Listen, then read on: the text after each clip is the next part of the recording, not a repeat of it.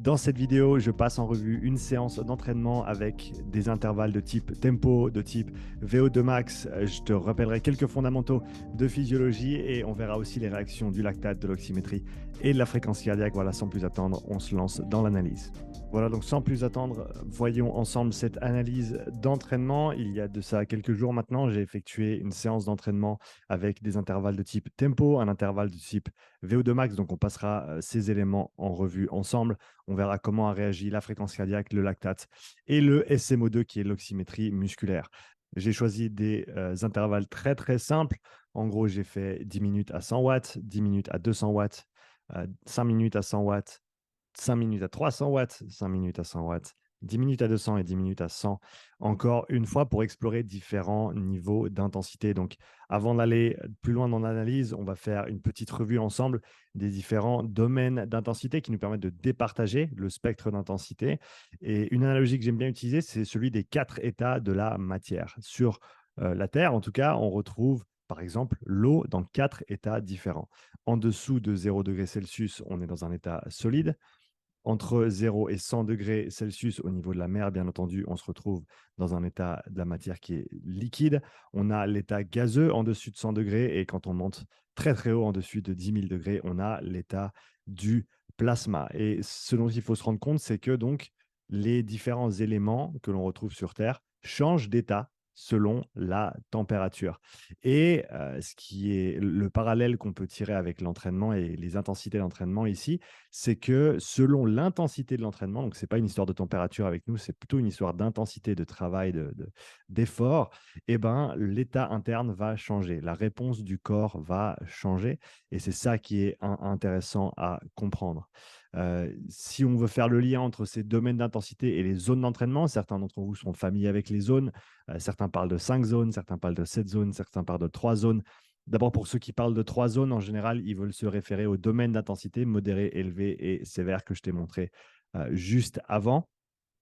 Mais pour ce qui est des zones, en général, les zones vont en gros découler des domaines d'intensité. Les différents domaines d'intensité nous permettent de décrire, si on veut bien, la physiologie et ce qui se passe en interne, là où les zones vont nous permettre de prescrire, de planifier les entraînements de manière un petit peu plus précise.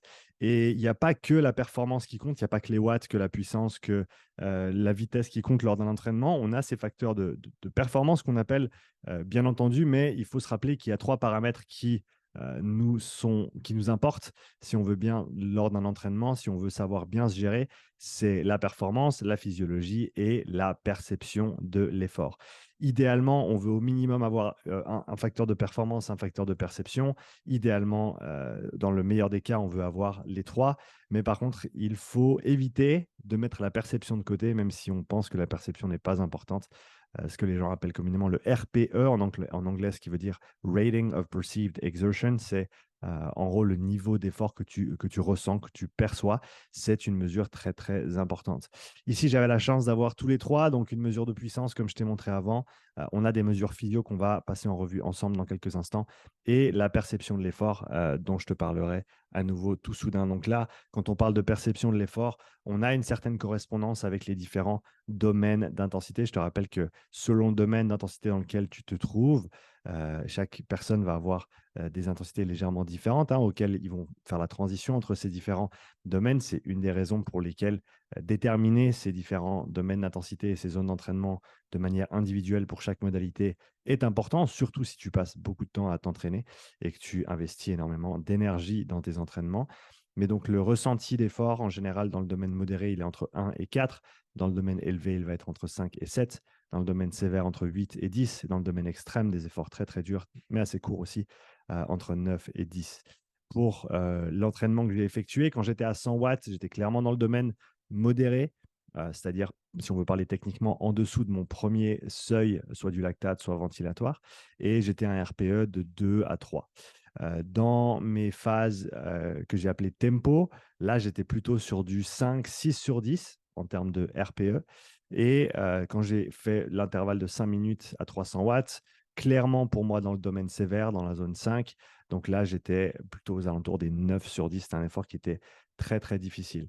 D'ailleurs, tu vas voir que, alors, prends en compte qu'il faisait plutôt chaud ce jour-là Et donc, ma réponse de fréquence cardiaque, ne va pas être optimale parce que ça faisait un petit moment que je n'étais pas monté sur le vélo. J'avais plutôt privilégié des entraînements de renforcement ces derniers mois et le vélo n'avait clairement pas été au centre de mes entraînements. Donc, ce qu'on voit, c'est clairement une différence de fréquence cardiaque entre le début et la fin de l'entraînement.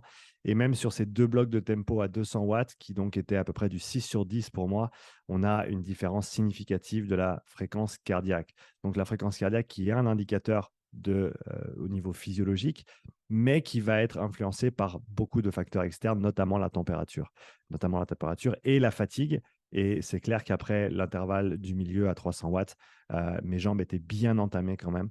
Et le deuxième bloc de 10 minutes à 200 watts n'était pas aussi facile, loin de là, que le premier. Donc, il faut prendre en compte ces variations au niveau des mesures physiologiques. Et on a toujours, hein, comme je te l'ai rappelé, il n'y a pas qu'un des facteurs qui compte. Il faut idéalement les prendre ensemble pour que ça fonctionne. Ici, on va regarder l'oxymétrie musculaire mesurée avec un outil qui s'appelle le MOXIE. Donc, pour les mordus de physio, vous êtes au bon endroit. Et le MOXIE, c'est un outil qui va utiliser la technologie de la spectroscopie au proche infrarouge. C'est-à-dire qu'en gros, c'est une petite lumière qui va être émise par l'émetteur. Il y a un émetteur et 2 détecteurs sur l'appareil. Et pour faire très, très simple, les différentes molécules que cet outil va mesurer vont changer de couleur selon si elles sont chargées en oxygène ou pas. Plus précisément, on parle d'hémoglobine et de myoglobine. Si ces molécules sont couplées à de l'oxygène, eh ben, elles vont réfracter la lumière d'une manière différente à ces mêmes molécules qui ne seraient pas liées à l'oxygène. Et c'est ce changement que ce capteur détecte et nous permet de voir l'équilibre entre l'apport et l'utilisation de l'oxygène. Là, j'avais un MOXIE placé sur ma jambe gauche de mémoire. C'était bien ma jambe gauche, donc mon vaste externe gauche, qui est le vaste externe, qui est le muscle primaire, on va dire, moteur sur un effort de type vélo. Et ce qu'on peut voir, c'est différentes réactions, donc selon l'intensité. On voit une tendance plate, voire légèrement positive à 100 watts, donc à très basse intensité. On voit ensuite une tendance descendante ici sur les efforts à 200 watts, à intensité tempo, donc dans le domaine élevé. On a ensuite cette réaction qu'on appelle l'hyperémie réactive, étant donné que l'apport d'oxygène va augmenter proportionnellement à l'intensité de l'effort.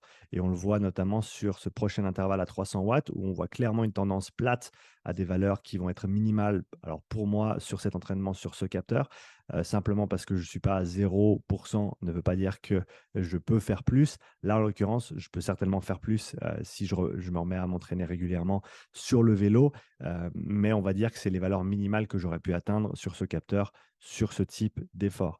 Et ce qu'on voit, c'est une hyperémie réactive beaucoup plus importante à la suite de cet intervalle de 5 minutes à 300 watts que ce que je n'ai pu voir à 200 watts précédemment.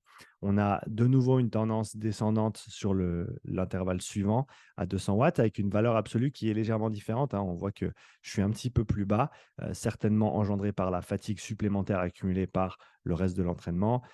Une petite réaction vers le haut ici qui correspond assez étroitement à ce qu'on a vu dans le premier intervalle et ces valeurs de SMO2 à 100 watts qui reviennent à plat après un petit sursaut.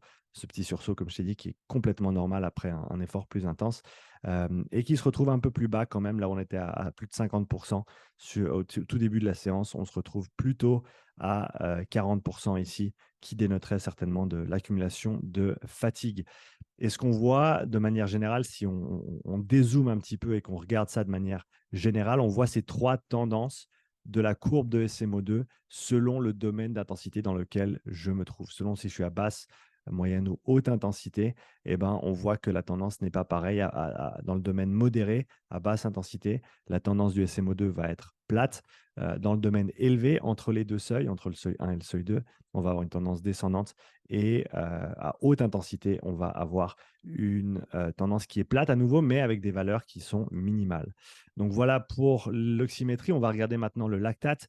Petit rappel, le lactate sanguin qui n'est autre qu'un demi-sucre. C'est-à-dire que le corps va utiliser des sucres, on voit ici une molécule de glucose, via le processus qui s'appelle la glycolyse, la décomposition des sucres pour en extraire de l'énergie. Et le produit de fin de la glycolyse, c'est simplement le lactate, C3H6O3. C'est une molécule de lactate. Et cette molécule de lactate, donc c'est un demi-sucre, c'est un intermédiaire énergétique. Le corps peut le réutiliser comme substrat énergétique et peut notamment le réutiliser via les mitochondries pour le recycler et pour en extraire encore plus d'énergie. Et ce qu'on va voir ici, c'est le comportement du lactate avant et après différents intervalles. Légère augmentation ici du lactate à basse intensité, même à 100 watts. Donc, comme je te l'ai dit, ça faisait plusieurs semaines que je n'étais pas monté sur le vélo. Et on voit donc une légère accumulation du lactate ici à basse intensité, qui est normal pour ce niveau d'intensité, avec quelques jours, voire quelques semaines d'entraînement. Ce qu'on verrait certainement, c'est des valeurs qui restent plates à 0,9, voire qui descendent même un petit peu, surtout à cette intensité de 100 watts. Ensuite, on va avoir, durant mes 10 minutes à allure tempo, à ce 6 sur 10 à peu près, on voit une augmentation progressive du lactate de l'ordre de 0,3 millimoles par minute. Si on prend la valeur que j'avais avant et la valeur que j'avais après et qu'on fait la différence en millimoles et qu'on divise par 10, étant donné que j'ai fait ça pendant 10 minutes. On voit ensuite mes 5 minutes de récupération. Et là, il y a quelque chose d'intéressant qui va se passer. Tu vas voir sur le reste de la séance. 5 minutes de récupération à 100 watts. Je passe de 4,6 à 2,4 millimoles. Donc, on voit une baisse de 0,44 millimoles par minute. On a ensuite une augmentation drastique du lactate de 2 millimoles par minute sur mon intervalle de 5 minutes à 300 watts. Donc, clairement, je suis dans le rouge. Clairement, je suis dans le domaine sévère à haute intensité, au-delà du deuxième seuil. Donc, très rapide accumulation du lactate. On reverra un autre graphique juste après sur l'accumulation de lactate. Une récupération qui est très, très proche de ce qu'on a vu durant la phase de récupération précédente. Donc, 0,45 millimoles par litre par minute de récupérer ici en lactate à 100 watts.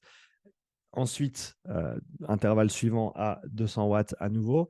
Et ce qui est intéressant ici, c'est qu'on a une baisse, alors pas aussi rapide, hein, parce qu'on a quand même une charge d'intensité qui est bien plus importante que le 100 watts, alors qui est double de manière absolue, mais qui clairement change de domaine pour moi. On passe du vert à 100 watts au jaune ici à 200 watts. Donc, on a quand même un recyclage du lactate qui s'effectue. Et ce qui est intéressant à voir, c'est qu'on a bien entendu une tendance qui est inversée par rapport au premier intervalle de 200 watts.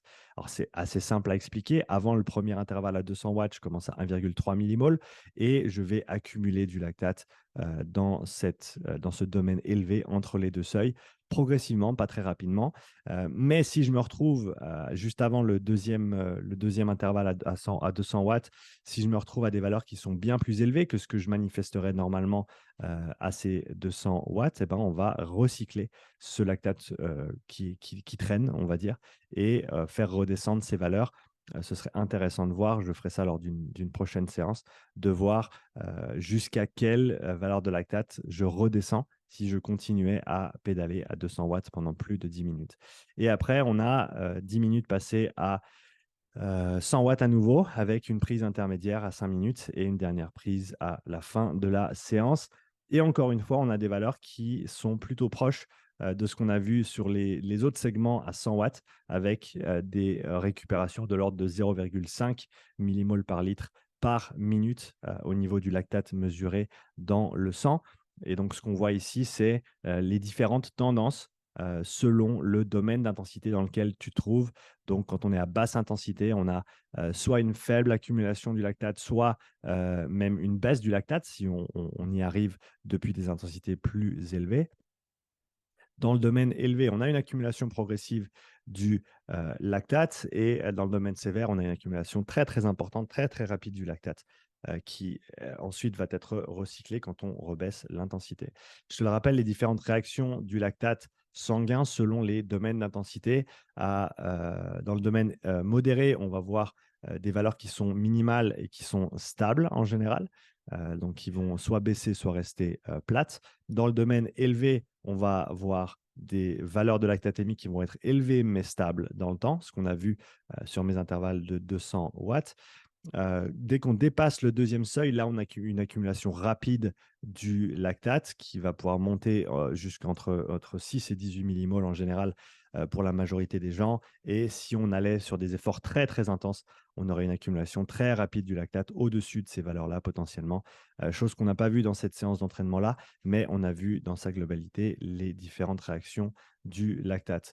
Donc je te le rappelle, ce lactate sanguin qui est le produit de fin de la glycolyse, qui est également un substrat énergétique pour le corps et qui peut être recyclé selon l'intensité à laquelle tu trouves, mais qui va aussi s'accumuler à une certaine vitesse selon où tu te situes sur le spectre d'intensité. Si on parle de développement métabolique, donc qu'est-ce qui va être le plus intéressant pour effectuer ce développement? Améliorer par exemple le recyclage du lactate, la vitesse à laquelle tu vas pouvoir récupérer. Donc ça, c'est principalement des choses qui vont être améliorées par le travail de basse et de moyenne intensité que tu vois là. Basse intensité, on va développer beaucoup de mitochondries, on va développer ce réseau, cette densité, ce volume. À ces intensités intermédiaires dans le domaine élevé, avec des séances de type tempo, des séances de type seuil, là, on va plutôt recycler le lactate. Donc, on va augmenter le nombre de transporteurs, on va augmenter en gros la capacité de recyclage de l'organisme pour faire en sorte qu'on puisse plus rapidement récupérer, qu'on puisse aussi tolérer une charge d'entraînement et une charge d'intensité plus élevée. Alors, c'est clair qu'on a aussi un développement métabolique à haute et à très haute intensité. Cependant, il faut savoir que la charge engendrée par ce genre d'effort, la charge nerveuse, la charge musculaire, la charge articulaire, etc., est beaucoup plus importante. D'où l'intérêt, dans certaines phases de l'année, à développer ces aspects de basse et de moyenne intensité pour, encore une fois, développer l'infrastructure, te permettre de mieux recycler, te permettre de mieux récupérer, te permettre de mieux endurer. Donc voilà pour la petite revue d'entraînement. J'espère qu'elle t'aura plu. Si tu as des questions, je t'invite à me les poser dans les commentaires. J'espère pouvoir faire plus de séances de ce type-là dans les semaines et dans les mois à venir afin de te montrer vraiment on va dire, sous le capot, ce qui se passe pendant une séance d'entraînement.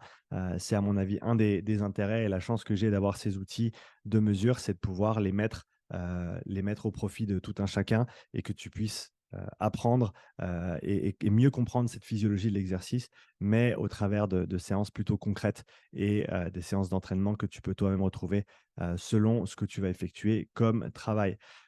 Pour la suite, pour ceux qui veulent aller plus loin, je te conseille d'aller voir ce qui se passe du côté de la programmation Bike Endure 3.0. Tu peux rejoindre plus de 200 participants dans ce programme d'entraînement qui va viser le développement de ton endurance et de ta récupération. Avec la mise à jour 3.0, j'ai rajouté également 3 webinaires exclusifs que tu retrouves nulle part ailleurs. Un sur la préparation physique générale, un sur l'introduction à la puissance critique, un sur le sprint et intervalle training. Tu retrouves également tes guides d'entraînement sur la résistance et la cadence, sur la récupération optimisée, sur la gestion de l'effort et sur la respiration durant le cardio. Et bien entendu, avec la version 3.0, tu as des cycles d'entraînement supplémentaires, le programme Bike Endure qui s'articule sur 12 semaines, mais que tu retrouves également en version 6, 8 et 10 semaines, avec en plus un cycle de maintenance qui te permet de garder un volume d'entraînement plutôt faible, mais de maintenir ses qualités d'endurance et de récupération sur le vélo. Donc voilà, sans plus attendre, clique sur le lien dans la description ou scanne le code QR que tu vois à l'écran. Merci d'avoir regardé cette vidéo. Je t'invite donc à rejoindre le programme 3.0 ou à me mettre un petit commentaire sous cette vidéo. Je me ferai un plaisir d'y répondre et je te souhaite une belle journée et je te dis à tout bientôt pour la prochaine. Ciao.